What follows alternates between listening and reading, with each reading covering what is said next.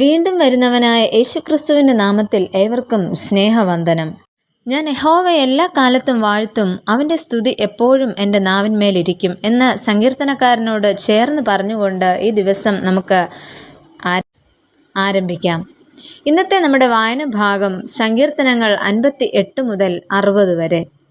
ഇന്നത്തെ കുറിവാക്യം 1 രാജാക്കന്മാർ 16 അധ്യായം 25 വാക്യം. ഒമ്രി യഹോവയ്ക്ക് അനിഷ്ടമായുള്ളത് ചെയ്തു. ഏലാ രാജാവിൻ്റെ 2 സേനാനായകരിൽ ഒരാളായിരുന്നു ഒമ്രി. ഇസ്രായേൽ രാജ്യത്തിൻ്റെ 5ാമത്തെ രാജാവും ആയിരുന്നു ഇദ്ദേഹം. ഒമ്രി എന്ന പേരിൻ്റെ അർത്ഥം യഹോവ പങ്കിടുന്നു എന്നതാണ്. വേദപുസ്തകത്തിൽ ഒമ്രി എന്ന പേര് പലർക്കും ഉള്ളതായി കാണപ്പെടുന്നു. യഹൂദ രാജാവായിരുന്ന ആസയുടെ 31 ആണ്ടിലായിരുന്നു ഒമ്രി രാജാവായത്. അങ്ങനെ 12 വർഷം ഇസ്രായേലിനെ നയിക്കുവാൻ ഒമ്രിക്ക് സാധിച്ചു. ഒമ്രി രാജഭരണത്തിലേക്ക് വരുമ്പോൾ അവരുടെ തലസ്ഥാനം തിർസ എന്ന പട്ടണമായിരുന്നു. തുടർന്ന് ഒമ്രി ഷേമെർ എന്ന വ്യക്തിയോട് 2 താലന്ത് വെള്ളിക്ക് ശമര്യ മല വിലയ്ക്ക് വാങ്ങി അവിടെ ഒരു പട്ടണം പണിതു. താൻ പണിത പട്ടണത്തിന് ആ മലയുടെ ഉടമസ്ഥനായിരുന്ന ഷേമരിൻ്റെ പേരിൻ പ്രകാരം ശമര്യ എന്ന് പേരിടുകയും ചെയ്തു. ഈ സംഭവം 1 രാജാക്കന്മാർ 16 അധ്യായത്തിൽ നമുക്ക് വായിക്കുവാനായിട്ട് സാധിക്കും. എന്നാൽ അതിനുശേഷം ഈ പട്ടണത്തെ ഒമ്രി ഇസ്രായേലിൻ്റെ തലസ്ഥാന നഗരിയാക്കി മാറ്റുകയും ചെയ്യുന്നു. ഒമ്രി സമർത്ഥനും ബുദ്ധിമാനുമായ ഒരു രാജാവായിരുന്നു. ഗിബ്ബഥോനിൽ ഫെലിസ്ത്യരുമായി ഉണ്ടായ യുദ്ധത്തിൽ ഒമ്രി വിജയിക്കുകയും തൻ്റെ കൂടെ ഉണ്ടായിരുന്ന സേനാനായകനെ തോൽപ്പിക്കുകയും ചെയ്യുന്നു.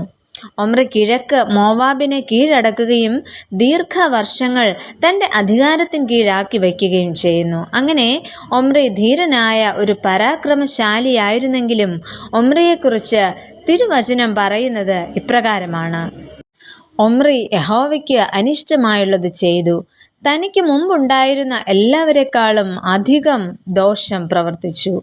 എന്നാൽ ഒമ്രിയുടെ ജീവിതവും പ്രവർത്തനങ്ങളും എപ്രകാരമായിരുന്നു എന്ന് നമുക്കൊന്ന് നോക്കാം.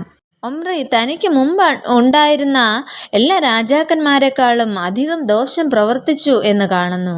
അത് എങ്ങനെയാണ് എന്ന് പറഞ്ഞാൽ, അവൻ നെബാത്തിൻ്റെ മകനായ യൊരോബയാമിൻ്റെ എല്ലാ വഴിയിലും ഇസ്രായേലിൻ്റെ ദൈവമായ യഹോവയെ തങ്ങളുടെ മിഥ്യാമൂർത്തികളാൽ കോപിപ്പിക്കത്തക്കവണ്ണം ഇസ്രായേലിനെ കൊണ്ട് പാപം ചെയ്യിച്ച പാപങ്ങളിലും നടന്നു എന്ന് കാണുന്നു. പ്രിയമുള്ളവരെ, വിഗ്രഹാരാധനയെ വളരെയധികം വളർത്തിയ, അതിന് ഏറെ പ്രാധാന്യം നൽകിയ വ്യക്തിയായിരുന്നു ഒമ്രി എന്ന് നമുക്കിതിലൂടെ കാണുവാനായിട്ട് സാധിക്കുന്നു.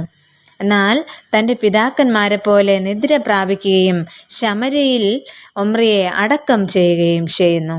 ഓരോ രാജാക്കന്മാരുടെ കാലത്തും അതിക്രമങ്ങൾ പെരുകി വരുന്നതായിട്ടാണ് നമുക്ക് കാണുവാനായിട്ട് സാധിക്കുന്നത്. ധീരനായ പരാക്രമശാലിയായിരുന്നുവെങ്കിലും ദൈവവഴികളിൽ നടക്കുവാനായിട്ട് ഒമ്രിക്ക് സാധിച്ചിരുന്നില്ല എന്ന് നമുക്ക് മനസ്സിലാക്കുവാൻ കഴിയുന്നു. പ്രിയമുള്ളവരെ, നമുക്ക് നമ്മളെ തന്നെ താഴ്ത്തി ദൈവകരങ്ങളിലേക്ക് സമർപ്പിക്കാം. കഴിവോ മിടുക്കോ കാര്യപ്രാപ്തിയോ എന്തു തന്നെ ഉണ്ടെങ്കിലും ദൈവത്തെ മറന്ന് ജീവിക്കുവാൻ ഒരിക്കലും നമുക്ക് ഇടയാകരുതേ എന്ന് ദൈവത്തോട് നമുക്ക് പ്രാർത്ഥിക്കാം. നമ്മുടെ തലകളെ വണക്കാം, ഒരു നിമിഷം പ്രാർത്ഥിക്കാം. സ്നേഹവാനായ പിതാവേ, വളരെ സമർത്ഥനും ബുദ്ധിമാനുമായ ഒമ്രിയെക്കുറിച്ച് ഈ പകൽക്കാലം ഞങ്ങൾക്ക് മനസ്സിലാക്കുവാനായിട്ട് സാധിച്ചു.